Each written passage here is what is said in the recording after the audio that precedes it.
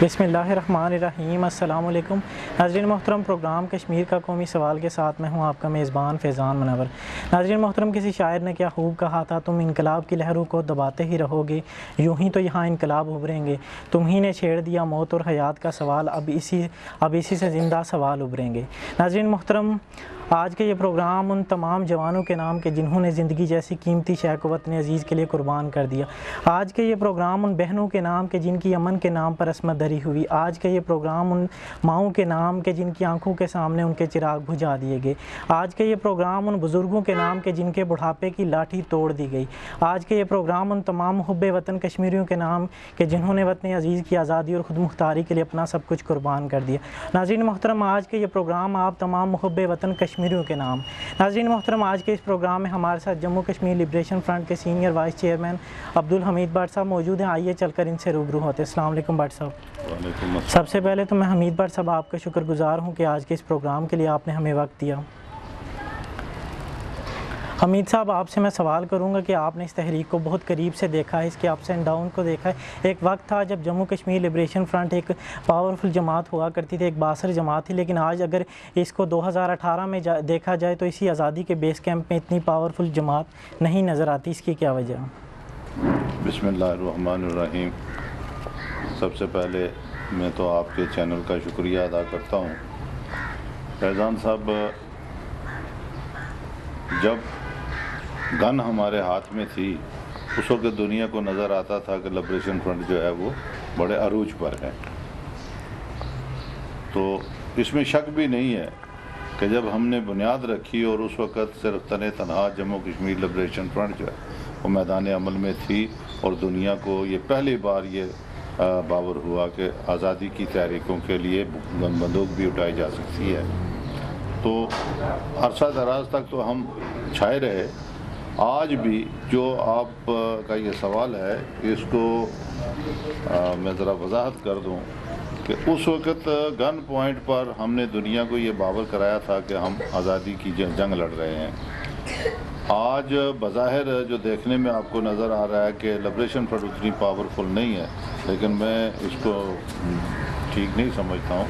Liberation front ने इतनी तरक्की कर ली है और लिबरेशन फ्रंट इस मकाम पर पहुँची है कि आज दुनिया के किसी भी कोने में आप चले जाएं, आपको जहाँ भी कोई कश्मीरी नज़र आएगा वो फ़ख्र से सर बुलंद करके ये कहेगा कि मैं कश्मीरी हूँ। वो इसलिए कि ये जदोजहद जो है ये हर रंग में जो है वो जारी रहती है। कभी जो है वो सियासी महाज पर, कभी अस्करी महाज पर और कभी जो है वो सियासी महाज पर। तो इस वक्त हमारे एक महाज तो हमने उसको थोड़ा सा क्लोज़ किया हुआ है। उसके बाद दो महाज हमारे पूरी दुनिया में इस वक्त काम कर रहे हैं, अस्करी महाज के अलावा सियासी महाज और सियासी महाज जो है हमारा सियासी महाज और सफारती महाज, ये दोनों इस वक्त काम कर रहे हैं और इन दोनों की ही वजह से आज पूरी दुनिया में कश्मीरियों का जो नाम है वो इज़्ज़त और एहतराम से लिया जाता है। तो इसमें कोई अफसोस या कमज़ोरी वाली बात नहीं है। लिबरेशन फ्रंट किसी भी दौर में इतनी कमज़ोर नहीं हुई, न वो जो दिखाई दे रहा है वो सामने कुछ और है, लेकिन हकीकत में आप देख लें पार मसल्ला जद्दोजहद के हवाले से जब तहरीक शुरू हुई उसके बाद आज यासीन मलिक की क़यादत में वहाँ जो है वो लाखों की तादाद में जब लोग निकलते हैं, उस वक्त शायद 2, 4, 10 लोग हमारे साथ होते थे, आज लाखों की तादाद में हमारे जलसे जुलूसों में लोग आते हैं। बाहर की दुनिया में आप देख लें सफारती महाज पर जो है हर जो प्रोटेस्ट हमारा है वो कामयाब प्रोटेस्ट हो रहा है। तो इसलिए ये कहना कि आज हम कमज़ोर हैं ऐसी कोई बात। हमीद साहब, JKLF ने मसल्ला जिद्दोजहद को तर्क करके, बंदूक तहरीक को तर्क करके एक पुरअमन जिद्दोजहद का सिलसिला शुरू किया है, एक सफ़र का आगाज़ किया है। तो आप क्या समझते हैं कि ये डिसीजन बिल्कुल दुरुस्त था? बिल्कुल ये सही था, इसलिए कि जंगों के बाद भी फ़ैसले जो हैं वो टेबल पर होते हैं, गुफ्तगू से होते हैं, एक दूसरे से मुज़ाकरात पर जो है वो बात ख़त्म होती है।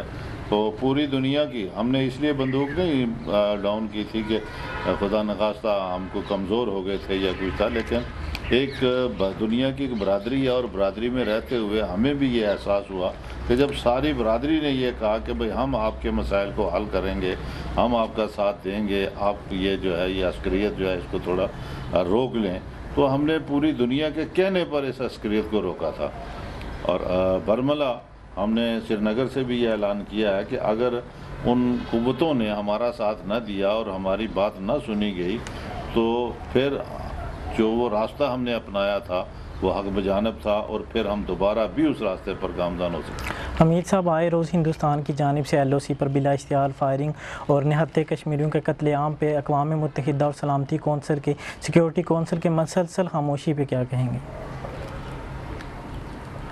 اس میں تو میں یہی کہہ سکتا ہوں کہ کسی سے کیا گلہ کرنا ہے، جب ہم خود ہی جو ہیں وہ بہت سارے حصوں میں نظریات میں بٹے ہوئے لوگ ہیں، تو اس میں کسی کو دوش دینا بھی کوئی اچھی بات نہیں ہے۔ لیکن پھر بھی جو خون بہہ رہا ہے کشمیر کے اندر، ایک 95 سال کے بوڑھے سے لے کر 5-7 سال کے بچے تک، اس خون کے حوالے سے یہ میں ضرور کہوں گا، دکھ اور افسوس سے کہنا پڑتا ہے کہ دنیا اس طرح سے ہماری پشت پر نہیں آ رہی، وہ ہماری مدد نہیں کر رہی جس طرح کہ اس کو کرنی چاہیے۔ ہم نے تو کسی کی مخالفت نہیں کی ہے، ہم تو اپنی آزادی خود مختاری کی بات کرتے ہیں، اور وہ یونائٹڈ نیشن کے اندر جو قراردادیں ہیں اس میں یہ بالکل کلیئر ہے کہ قوموں کو اپنی آزادی کے لیے بندوق اٹھانے کا بھی حق حاصل ہے، لیکن ہم نے وہ بندوق وقتی طور پر اٹھائی، اب اس کو ہم نے ڈاؤن کیا ہوا ہے۔ لیکن اقوام عالم سے گلہ یہی ہے کہ ان کو وہ معصوم بچوں کا، بوڑھوں کا، ماؤں کا، بہنوں کا وہ جو خون ہے، جو ان کے ساتھ ظلم اور جبر ہو رہا ہے وہ نظر نہیں آ رہا ہے۔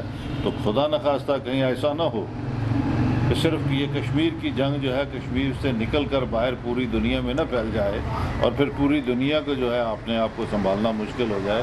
ہم اس لیے کہتے ہیں، بار بار کہتے ہیں کہ وہ ہمارے اس حق اور سچ کو جو ہے وہ قبول کرتے ہوئے ہماری بات سنیں، اور ہمارے اس معاملے کو جو انہی کا پیدا کردہ ہے اس کو حل کرنے کی کوشش کریں۔ حمید صاحب، آپ کے نزدیک جموں کشمیر کی آزادی کا مسئلہ 2 نیشن تھیوری پہ بیس کرتا ہے، یا پھر جموں کشمیر کی آزادی کا مسئلہ اپنی ہی ایک الگ سے آئیڈیالوجی رکھتا ہے؟ 2 نیشن تھیوری جو ہے وہ تو آپ کے سامنے ہے، وہ تو جن لوگوں نے قربانیاں کی تھی 2 تھیوری کا نام وہ لے کر یہ بات کرتے ہیں، وہ اس وقت تھی نہیں، حالات کچھ اور تھے، واقعات کچھ اور تھے، لیکن اس کو انہوں نے بنیاد بنایا۔ لیکن وہ تو 25 سال کے بعد جو ہے دنیا کے سامنے عیاں ہو گیا کہ ان کی 2 نیشن تھیوری جو ہے وہ کہاں چلی گئی۔ ایک بڑے حصہ جو ہے اس نے ان سے علیحدگی اختیار کر لی، اور ان کے اندر بھی اس وقت سارے مسلمان ہیں، لیکن آپ دیکھ لیں کوئی صوبہ ایسا نہیں ہے جہاں پر امن ہو، جہاں پر جو ہے وہ ایک دوسرے سے بھائی چارے کی بات ہو۔ یہاں تو ہر صوبہ جو ہے وہ اپنی بانت کی بولیاں بول رہا ہے، اور کبھی ادھر سے حکومت کے ساتھ لڑائی ہے، کبھی ادھر سے۔ ہم تو اس کو ٹوٹل نہیں مانتے ہیں۔ 1974 میں اسی میرپور کے مقام پر جب 4تھا کنونشن معاہدہ شماری کا ہوا، اور اس وقت بھی بھٹ صاحب نے کہا تھا کہ ہم نہ اقوام متحدہ کو مانتے ہیں، نہ یونائٹڈ نیشن کو مانتے ہیں، اور نہ ہی ہم شملہ معاہدے کو مانتے ہیں۔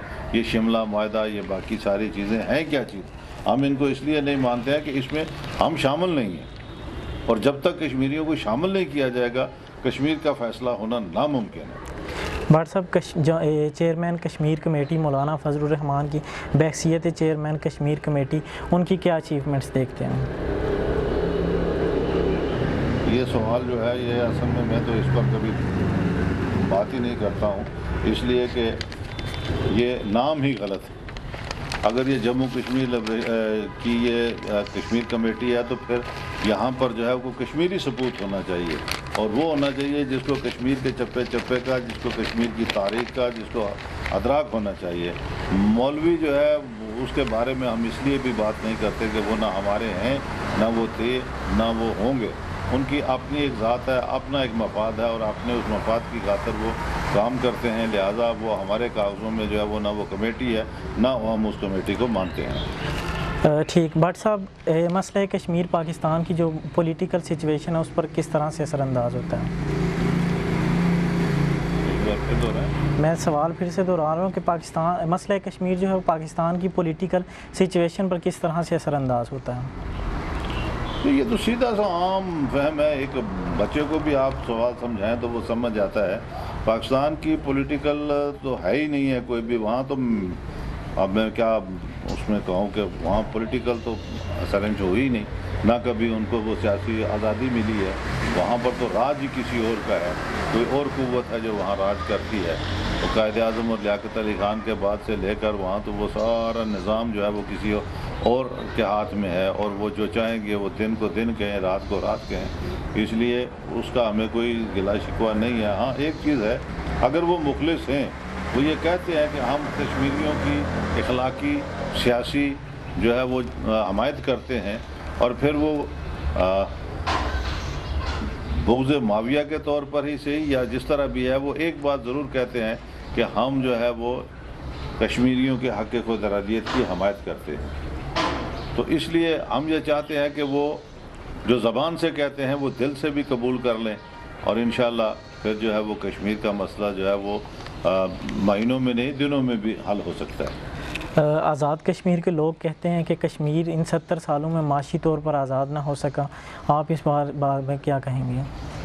وہ تو آج بھی آپ کے سامنے ہے. معاشی طور پر ہماری ساری معیشت جو بھی ہے، جتنی بھی ہے، ابھی یہ ایک بجٹ آ رہا ہے، اس کے اندر بہت ساری چیزیں نئی جو ہیں وہ اجاگر ہوئی ہیں کہ ہم نے کس طرح سے اس ملک کو سنبھالنا ہے، کس طرح بنانا ہے، اور ہمارے وسائل کیا ہیں، اور ہمارے وسائل پر قبضہ کس کا ہے. اگر وہ قبضہ ہمارا اپنا ہو تو پھر یہ کوئی دنیا کے سامنے یہ سب سے بڑی جنت ہے، سب سے خوبصورت خطہ ہے، سب سے زیادہ جو ہے یہ معاشی لحاظ سے جو ہے وہ کامیاب خطہ ہے.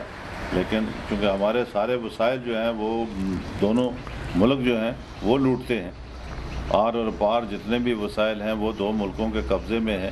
جب وہ ان سے آزاد ہو جائے گا، ان کا قبضہ ٹوٹ جائے گا، یا وہ کم از کم جو ہے وہ یہ جو ایکٹ ویکٹ جو کچھ انہوں نے بنائے ہیں ان کو ختم کر لیں گے، تو ہماری جو حکومت ہے اس کے ہاتھ میں اختیارات آ جائیں گے، تو پھر ہم جو ہے وہ ایک بہتر سے بہتر جو ہے وہ پوزیشن میں ہوں گے، اور دنیا دیکھے کہ کشمیر خطہ جو ہے واقعی جنت بے نظیر ہے. اچھا، JKLF کے نزدیک آزاد حکومت جو ہے وہ مسئلہ کشمیر کو سالو کروانے میں کس طرح سے اپنا اہم کردار ادا کر سکتی ہے؟ کوئی بھی نوکر جو ہے نا، آج تک ہم نے نہیں دیکھا ہے کہ وہ نوکر جو ہے وہ اپنی کوئی بات منوا سکے. ہمیشہ اس کو اپنی نوکری پیاری ہوتی ہے، وہ نوکری کے میں وہ اپنے آقاؤں کو خوش کرتا رہتا ہے. اور آزاد کشمیر کی حکومت سے تو ہمیں کوئی بھی توقع نہیں ہے کہ یہ کسی قسم کا جو ہے وہ آزادی میں رول ادا کر سکتی ہے. ٹھیک ہے. اچھا، کشمیر کی آزادی کے لیے اسلامی ممالک وہ کیا کردار ادا کر سکتے ہیں؟ اب تو مسلم بلاک بھی بن چکے ہیں، تو وہ کیا کردار ادا کر سکتے ہیں؟ کردار ہر آدمی کر سکتا ہے اس میں، لیکن اس کے لیے جو ہے آپ کی جو سمتیں ہیں وہ درست ہونی چاہیے نا. جب آپ کی سمت ہی درست نہیں ہے تو کوئی بھی آدمی آپ کی مدد کرنے کے لیے تیار نہیں ہے. اب اتنی بڑی دنیا میں اتنے بڑے ملکوں کے اندر جو ہے آپ دیکھیں کہ جو مسلمان ملک ہیں جتنے بھی ہیں اس کے اندر بھی کفار کا جو ہے وہ عمل دخل زیادہ ہے. وہ ان کے اشاروں پر زیادہ کام کرتے ہیں. اب ان کو وہ ناراض کر کے وہ پاکستان کے حوالے سے پاکستان کے لیے کشمیر کو آزاد کروا کے ان کو دینے کے لیے تو کوئی ملک بھی مدد نہیں کرے گا، نہ وہ تیار ہوگا کہ ایک ملک کو راضی کرنے کے لیے دوسرے ملک کو، وہ بڑے ملک کو ناراض کریں، یہ ہوگا نہیں. اس لیے ہم یہی کہتے ہیں کہ کشمیریت آ جانی چاہیے. ہر آدمی کو یہ اس وقت جو سوچ لینا چاہیے کہ جب تک ہم ایک نہیں ہوں گے، کشمیر کی بات نہیں کریں گے، اپنی بات نہیں کریں گے، تب تک کوئی بھی آدمی آپ کی حمایت کرنے کے لیے تیار نہیں ہے. اس کے لیے ایک چھوٹی سی مثال دیتا ہوں. یہ انصاری صاحب کا گھر ہے، ساتھ میں کسی اور کا گھر ہوگا، ادھر ان کے اپنے عزیزوں کا گھر ہے. تو اگر یہی اٹھ کر کہیں ایک آدھے بھائی جو ہیں وہ ہم نے اس کو جانا ہے، اس کے ساتھ مل جانا ہے، آدھے کہ ہم نے اس کے ساتھ مل جانا ہے. اب آج 2-4 بندے بیچ میں کہیں بھئی جس نے اس میں کچھ لگایا ہے وہ کہے بھئی یہ گھر تو میرا ہے، مجھ سے پوچھو، تو ظاہر ہے 2-4-10 آدمی باہر سے آپ کی حمایت تبھی کریں گے جب آپ اپنی بات کریں گے. جب ادھر ادھر کی کریں گے تو پھر وہ کہیں گے بھئی تم آپس میں جو ہے وہ فیصلہ کر لو. اور اسی چیز نے ہمیں آج تک نقصان پہنچایا ہے کہ جس وقت ہم کہتے ہیں نا کہ ہم شملہ معاہدے کو نہیں مانتے، اسی لیے کہتے ہیں کہ شملہ میں ہمیں نکال دیا گیا. شملہ میں صرف 2 ملک ہیں، وہ مل بیٹھ کے آپس میں فیصلہ کریں گے.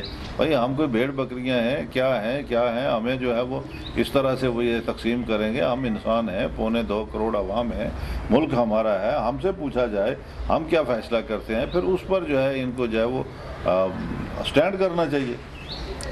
حمید صاحب, مقبوضہ کشمیر میں خواتین فرنٹ سے لیڈ کر رہی ہیں, مردوں کے شانہ بشانہ کام کرے, لیکن یہاں آزادی کے بیس کیمپ میں ایسا کچھ نظر نہیں آتا, ایسا کیوں ہے؟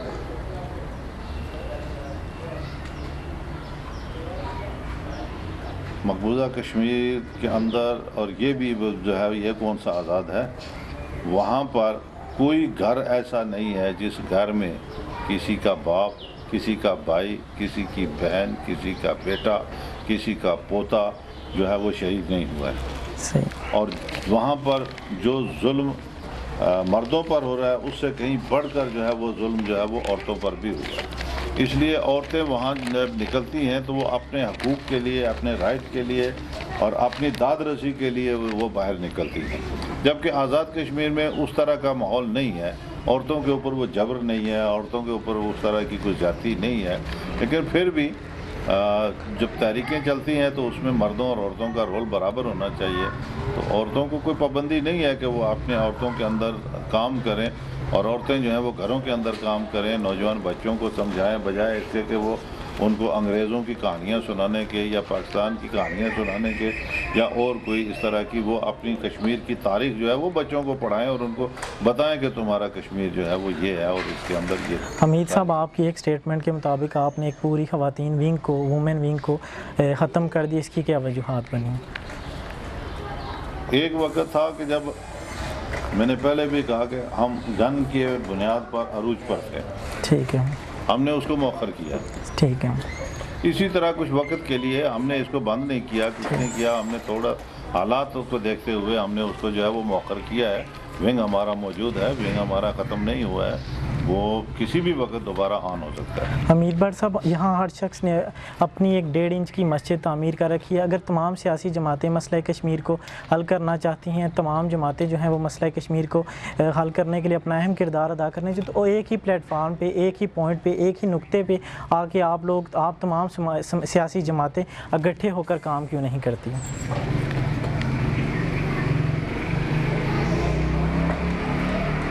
شہر کے اندر آپ نے دیکھا کتنی مساجد ہیں, ٹھیک ہے, ہر مسجد سے اذان کی آواز آتی ہے ایک ہی, لیکن وہاں جب نماز پڑھی جاتی ہے پھر اپنے اپنے مسلک کے حوالے سے پڑھی جاتی ہے, اپنے اپنے طریقے سے پڑھی جاتی ہے.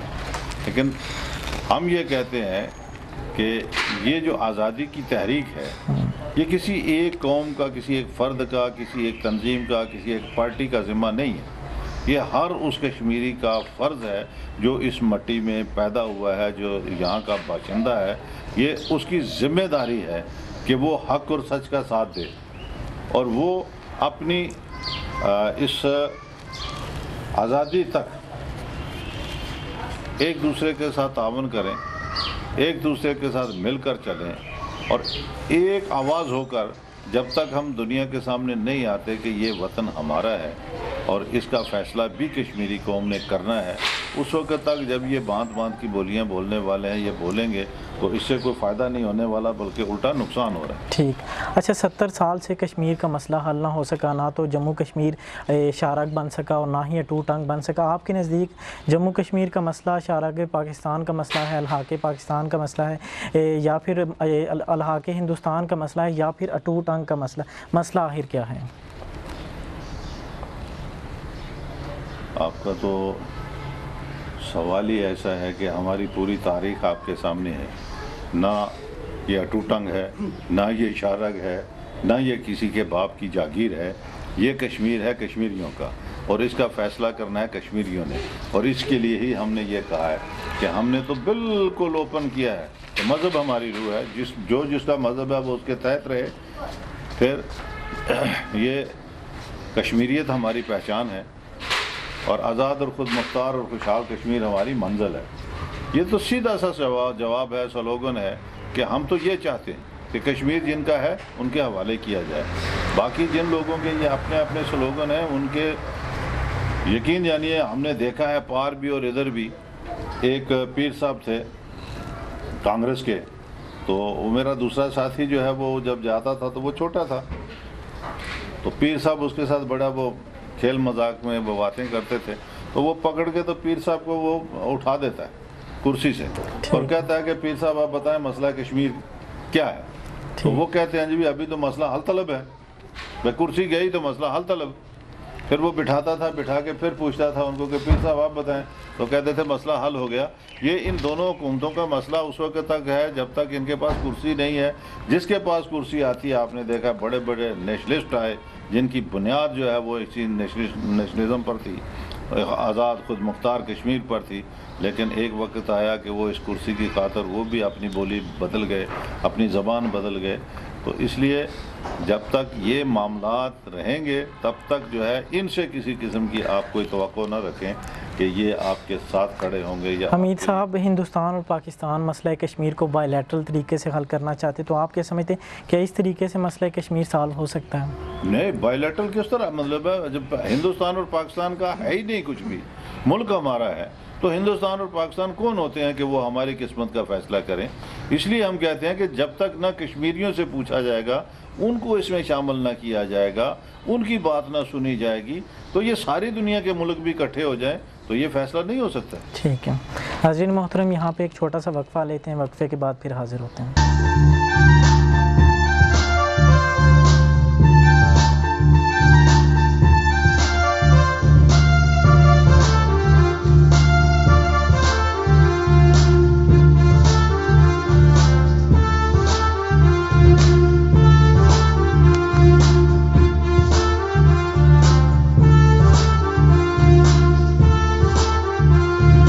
नाज़रीन मोहतरम, वक्फे के बाद एक मरतबा फिर से आपको खुश आमदीद कहते हैं। हमीद भट्ट साहब, आप मकबूल भट्ट शहीद के साथ जेल में भी काफ़ी टाइम रहे, तकरीबन 12 साल रहे। उसके बाद अमानुल्लाह खान साहब के साथ भी आपका वक्त गुजरा, तो इन दोनों शख्सियात के साथ आपने वक्त गुजारा, तो आपका जो टाइम जेल में गुजरा उसके बारे में भी थोड़ा सा बताइएगा। भट्ट साहब के साथ तो जेल से पहले से हमारी रफाकत थी। इसी वीरपुर के अंदर जब वो 73 में गंगा हाईजैकिंग केस से वो रिहा होकर आए तो पहली मुलाकात हमारी यहाँ ही थी कल्याल होटल में, फिर दूसरे दिन सुबह यहाँ अंसारी साहब के घर में, और वहाँ से, लेकिन उससे पहले से हम इस तहरीक के अंदर मौजूद थे। तो उस वक़्त आपने कहा ना कि आज जो है वो लिबरेशन फ्रंट जो है वो उतनी पीक पर नज़र नहीं आती है, क्योंकि अगर आप उस वक़्त का अंदाज़ा लगाएंगे तो फिर आपको पता, एक तो ज़ोर हमारा था महाजरा शुमारी के प्लेटफार्म से, इसकी बात है। दूसरा ये है कि लोग हमें शक की निगाह से देखते थे। हम छुप छुप कर कोई बात करते थे तो फिर भी ये डर रहता था कि गद्दार हैं, पता नहीं क्या हैं, दैरिये हैं, क्या कुछ है। हमारे खिलाफ बहुत सारे प्रोपेगेंडे होते रहे, लेकिन हमने वो जद्दोजहद जारी रखी। व्हाट्सएप के साथ 1976 में फिर हमारा जो ये दूसरा व्हाट्सएप का सफ़र था वो रहा। वहाँ मकबूजा कश्मीर के अंदर जो हमने इसको ज़िंदा करने की कोशिश की, शेख अब्दुल्ला के, इंदिरा अब्दुल्ला कांड के बाद दोबारा तहरीक को और नौजवानों के अंदर क्या इस वक्त सोच है उसको समझने की कोशिश की। तो वहाँ तो वो बिल्कुल 100% हमें जो है वो वहाँ से यही अच्छा जवाब मिला कि वो लोग जो हैं वो आज़ादी के लिए आज भी उसी तरह मुखलिस हैं और वो आज़ादी चाहते हैं। तो ये सिलसिला चलता रहा। फिर जेल तो जेल होती है, वो चाहे सोने की हो तो चाहे किसी और चीज़ की हो, वो दीवारें कितनी खूबसूरत हों, लेकिन उसके अंदर जो आदमी होता है उसको पता होता है कि भाई वो उसकी जो आज़ादी सलब हो गई है। मतलब आप यहाँ बैठे हैं तो आपको कोई नहीं पूछने वाला, आपको कोई परेशानी नहीं। लेकिन अगर ये पाबंदी लग जाए कि इस गेट से बाहर आप नहीं जा सकते, तो फिर आपके लिए बहुत सारी सोचें जो हैं वो पैदा हो जाएंगी और आप कहेंगे यार आप निकल जाएँ, क्या करूँ, मेरे लिए बाहर जाना मुश्किल। इस तरह आप चाहे 10 दिन बैठे रहें, 4 दिन बैठे रहें, कोई परेशानी नहीं है, लेकिन उस वक्त फिर जो है ये मुश्किल होती है। तो हमने वो दौर देखा है, तो ये उसी का नतीजा है कि आज जो है वो पूरी दुनिया के अंदर लोग जो है वो कश्मीरियों को इज़्ज़त की निगाह से भी देखते हैं, कश्मीर की हमायत भी करते हैं। मेरे वो जो 25 साल 24 साल जेल काट के आने वाला साथी है, दोस्त है, उसने यही कहा ना कि किसी ने पूछा उसको कि जी आपने इतनी लंबी जेल काटी, इतनी बड़ी कुर्बानी, तो उसने यही कहा था यार ये कौन सी कुर्बानी है, ٹھیک ہے. آزادی کے لیے تو اس سے بڑی بڑی قربانیاں دی جاتی ہیں، اور میں تو شہید ہونے کے لیے گیا تھا، لڑائی لڑنے کے لیے گیا تھا، زندہ بچ کے آ گیا ہوں، تو یہ تو اللہ کا بڑا احسان ہے. تو اسی طرح جو ہے ہمارا جو وہ اس وقت ایک کام ہو رہا ہو نا، تو اس میں آدمی جو ہے وہ یکدم کود جاتا ہے، اس کا نفع نقصان بعد میں. لیکن ایک آدمی کو پتہ ہے میں اکیلا چھلانگ لگاؤں گا تو اس میں مجھے ٹانگ ٹوٹے گی یا کچھ اور نقصان ہوگا، تو پھر ذرا سوچتا ہے. لیکن ہم نے تو اس وقت بھی نہیں سوچا، 2-3 آدمی تھے. یہاں تو کہا گیا نا کہ یہ جو جی بھٹ صاحب وہاں گئے ہیں اور یہ تحریک آزادی کا کام کر رہے ہیں اور اس کا پتہ نہیں. تو ایک بڑی شخصیت یہاں کی جو ہے سیاسی شخصیت، تو اس نے تو یہ برملا کہا تھا پریس میں کہ یہ 3 سر پھرے جو ہیں کشمیر کو آزاد کرانے نکلے ہیں. ٹھیک ہے. یعنی اس وقت یہ صورتحال تھی، ان کی نظروں میں ہم 3 ہی آدمی نظر آئے، پوری جماعت نظر نہیں آ رہی تھی ان کو. لیکن آج پوری دنیا کے اندر وہی جماعت نظر آ رہی ہے، وہی لوگ نظر آ رہے ہیں، اور اپنے اندر آپ جا کر ان سے پوچھیں، یہ بھی یہی کہتے ہیں کہ سچی بات یہ ہے کہ ہم بھی آزادی چاہتے ہیں. ٹھیک ہے. بھٹ صاحب، کشمیر کے نوجوان کشمیر کی جنگ آزادی میں شامل ہونا چاہتے ہیں، وہ کہاں جائیں، کس سے بات چیت کریں، کس سے رجوع کریں؟ یہ قوموں کی جو جدوجہد آزادی ہوتی ہے، تحریک ہوتی ہے، اس میں نوجوان جو ہیں وہ ریڑھ کی ہڈی کی مانند ہوتے ہیں. ان کا عمل، ان کا کردار جو ہے سب سے اہم ہوتا ہے. پہلی بات تو یہ ہے کہ جو کشمیری یوتھ ہے، جو نوجوان ہے، اس کے اندر سے یہ چیز بالکل ختم ہو جانی چاہیے. ذات، برادری، پارٹی، جماعت، یہ وہ ایک ویسے تھے کشمیری. اور پھر ان کو اپنی اس ہسٹری پر عبور ہونا چاہیے، ان کو اپنی تاریخ کا مطالعہ کرنا چاہیے کہ تاریخ کے اندر جو ہے وہ ان کا کیا رول بنتا ہے. اور اس حوالے سے یہ ضروری نہیں ہے، یہ تو ایک محاذ تھا نا، جو جنگ کا محاذ ہے، لڑائی کا محاذ ہے یا کچھ ہے، وہ ایک محاذ تھا. اس محاذ کے آگے اور بہت سارے محاذ ہیں جو تعلیمی میدان کے اندر، تحریر کے اندر، تقریر کے اندر وہ پوری دنیا کو اپنی طرف مائل کر سکتے ہیں. تو اس کے لیے ضروری نہیں ہے کہ وہ صرف یہی سوچیں کہ جی ہم بھی جنگ لڑیں گے تو کشمیر آزاد ہوگا. ان کے لیے بہت ساری سٹیجز ہیں، اس پر وہ کام کریں. اور سب سے بڑا کام یہی ہے ان کا کہ وہ اس قوم کو متحد کرنے میں اگر کامیاب ہو جاتے ہیں، یک زبان کرنے میں کامیاب ہو جاتے ہیں، تو بہت ساری ہماری جو ہے وہ منظر جو ہے وہ نزدیک ہو جاتی ہے، قریب ہو جاتی ہے. تو حمید صاحب، جموں کشمیر کی آزادی کے حوالے سے جموں کشمیر کی آزادی اور اس کی خود مختاری کے لیے کوئی فارمولہ یا کوئی تجویز پیش کرنا چاہیں، اور پروگرام کے اختتام پہ جو لوگ اس وقت ٹیلی ویژن اسکرین پر آپ کو کشمیری دیکھ رہے ہیں، جو لوگ اس وقت آپ کو ٹیلی ویژن اسکرین پر دیکھ رہے ہیں، ان کو کوئی پیغام دینا چاہیں گے؟ پوری کشمیری قوم کے لیے ایک پیغام وہی جو میں نے پہلے بھی کہا تھا کہ سب سے پہلے آپ اپنے آپ کو یہ باور کروا لو کہ ہم کشمیری ہیں. ذات، برادریاں، پارٹیاں اپنی جگہ میں موجود رہیں گی، یہ نہ کوئی کم کر سکتا ہے نہ ان کو ختم کر سکتا ہے، نہ آج تک ختم ہوئی ہیں. لیکن آپ اپنے اپنے پلیٹ فارم پر رہ کر یہ کردار ادا کریں کہ جب بھی آپ سے ہم جس کی لڑائی لڑ رہے ہیں کہ کشمیریوں سے پوچھا جائے، جب بھی آپ پر وہ وقت آئے، آپ سے پوچھا جائے کہ آپ کیا چاہتے ہیں، تو اس کی آپ کی زبان پر وہ ایک چیز واضح طور پر ہونی چاہیے کہ ہم تو اس ملک کے باشندے ہیں، یہ ملک ہمارا ہے، اس کا فیصلہ ہم نے کرنا اور اس کا یہ فیصلہ ہے. وہ فیصلہ بہرحال وہ سوچ سمجھ کر کریں. یہی جو ہے یہ میرا پیغام ہے. اور باقی جو اس کا حل آپ نے کہا ہے، تو وہ تو ہم نے بہت عرصہ پہلے بھی اس کے بارے میں بار بار کہا ہے کہ اس کا تو بالکل ایک آسان طریقہ ہے، بالکل آسان. کوئی اس میں لمبی چوڑی نہ کوئی لڑائی ہے، نہ جھگڑا ہے، نہ بات ہے، نہ جیت. یہ دونوں ملک جنہوں نے لکھ کر دیا ہے اقوام متحدہ میں کہ ہم اپنی فوجیں نکالیں گے، یہ دونوں ملک جو ہے اگر سنسیئر ہیں تو یہ اپنی فوجیں جو ہیں وہ یہاں سے نکال لیں. جب فوجیں نکل جائیں گی تو پھر یہ ہم نے تو یہ بھی کہا ہے کہ ہمیں 15 سال کے لیے وقفہ دے دیا جائے کہ آر اور پار اور ساری کشمیر کو اکٹھا کر کے ایک جوائنٹ اسمبلی بنائی جائے. اور وہ اسمبلی 5 سال کے بعد جب ہر علاقے سے، ہر حلقے سے اکٹھے ہوں گے، تو جو 70 سال کی ہماری دوریاں ہیں، جو ہمارے ایک دوسرے کو پڑھائے گئے سبق ہیں، وہ جب ہم آپس میں بیٹھیں گے تو ہمیں پتہ چل جائے گا کہ اس میں سچائی کیا ہے اور جھوٹ کیا ہے. تو 5 سال پھر 10 سال تو اس کے بعد جو فیصلہ ہوگا وہ میچور فیصلہ ہوگا, وہ پوری قوم کا سوچ سمجھ کر فیصلہ ہوگا.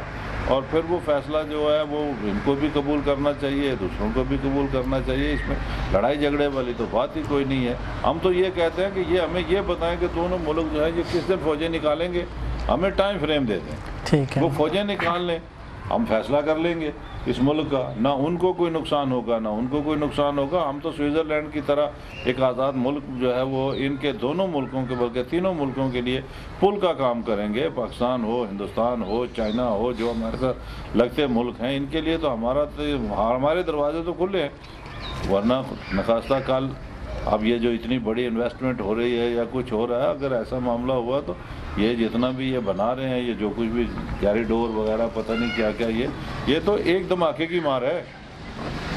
ایک دھماکے کے بعد تو ان کے یہ سارے روٹ بند ہو جائیں گے. تو اگر ان کو بھی اپنا مفاد چاہیے, ان کو بھی وہ چاہیے, تو پھر وہ یہ کریں گے, وہ ہماری بات کو مان لیں اور ان کو دونوں ملکوں کو پریشرائز کریں, یہ اپنی فوجیں نکالیں, ہمیں ٹائم دیں, اور ہم جو ہے وہ اپنا فیصلہ کر لیں گے کہ ہم نے کیا کرنا ہے. جس کو شوق ہے ہندوستان کے ساتھ جانے کا وہ اپنا شوق پورا کرے, جس کو پاکستان پیارا لگتا ہے وہ ادھر چلا جائے. تو جو پھر سچے اور کھرے لوگ ہیں جو اپنا گھر اپنے ہاتھ میں رکھنا چاہتے ہیں, اس کی نوک پلک کو ٹھیک کرنا چاہتے ہیں, اس کی خرابیاں دور کرنا چاہتے ہیں, تو وہ پھر اپنا فیصلہ خود کر لیں گے. اس میں تو کوئی مشکل بات ہے ہی نہیں نا کہ اس کا فیصلہ نہیں ہو سکتا. فیصلہ تو سیدھا ہے, دونوں نے لکھ کر دیا اپنی فوجیں نکالو, بس جاؤ بھائی, ہمارے حال پر چھوڑو, ہم فیصلہ کر لیں گے. کوئی ملک دنیا کا کوئی اپنی مفادات کے خلاف جنگ نہیں لڑتا ہے. ٹھیک ہے. یہ دو ملک بیوقوف ہیں 70 سال سے جو ہمارے اوپر قابض ہیں, اور پھر یہ کہتے ہیں ہم انویسٹمنٹ کر رہے ہیں. بھائی نقصان جدھر سے ہو رہا ہو ادھر سے ایک سے دوسرے دن دکاندار اس کو دکان کو بند کر کے چلا جاتا ہے. وہ سمجھتا ہے کہ یہاں مجھے جو ہے فائدہ ہونے کی بجائے الٹا دن بدن نقصان ہوگا, تو وہ نہیں, تو بیٹھتا تو وہی ہے جس کو فائدہ ہوتا ہے. اگر ان کو نقصان ہے, فائدہ نہیں ہے, تو پھر یہ چھوڑ کے چلے کیوں نہیں جاتے. ٹھیک ہے, یہ صرف کہنے کی باتیں ہیں, دکھانے کے لیے ہے. اندر سے جو ہے یہ دونوں جو ہے ہمارے وسائل کو لوٹتے ہیں, ہمارے وسائل پر قابض ہیں, ہمارے وسائل ان کے دونوں کے قبضے میں ہیں. جب تک یہ قبضہ ان کا برقرار ہے تب تک جو ہے وہ ہماری جو ہے وہ سنوائی نہیں ہو سکتی. اچھا بار صاحب, بہت شکریہ آج کے اس پروگرام کے لیے, آپ نے ہمیں وقت دیا. ناظرین محترم, زندگی محض زندہ رہنے کا نام نہیں ہے, اور نہ ہی زندگی محض سانس لینے کا نام ہے.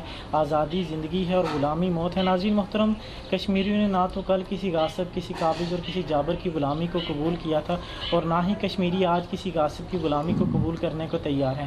ناظرین محترم, سمپل سا فارمولہ ہے کہ اگر زمین کے ذروں سے لے کر آسمان کی وسطوں تک ہر جاندار آزادی کا طلبگار ہے, تو ہم کشمیریوں کا حق بھی آزادی کا ہے. اور ناظرین محترم, پروگرام ختم کرتے ہوئے اپنے نوجوانوں, اپنے بزرگوں, اپنی ماؤں اور اپنی بہنوں سے بس یہی کہوں گا, آسمان جلتی ہوئی زمین پر نہیں آنے والا, اب کوئی اور پیغمبر نہیں آنے والا. پیاس کہتی ہے ریت نچوڑی جائے, اپنے حصے میں سمندر نہیں آنے والا. تو پکارے گا تو صحن حرم آئیں گے, پر اڑاتے ہوئے نصرت کے علم آئیں گے. اب ابابیلوں کی مانند ہم آئیں گے, یہ الگ بات ہے تعداد میں کم آئیں گے. ناظرین محترم, آج کے اس پروگرام سے اتنا ہی, اور اگر مزید کسی اور اہم معاملے کی طرف آپ ہماری توجہ دلانا چاہیں تو ہمارا ای میل ایڈریس اور واٹس ایپ نمبر آپ اپنی ٹیلی ویژن سکرینز پر دیکھ سکتے ہیں. تو آج کے لیے اپنے میزبان فیضان منور کو اجازت دیجیے. اللہ نگہبان.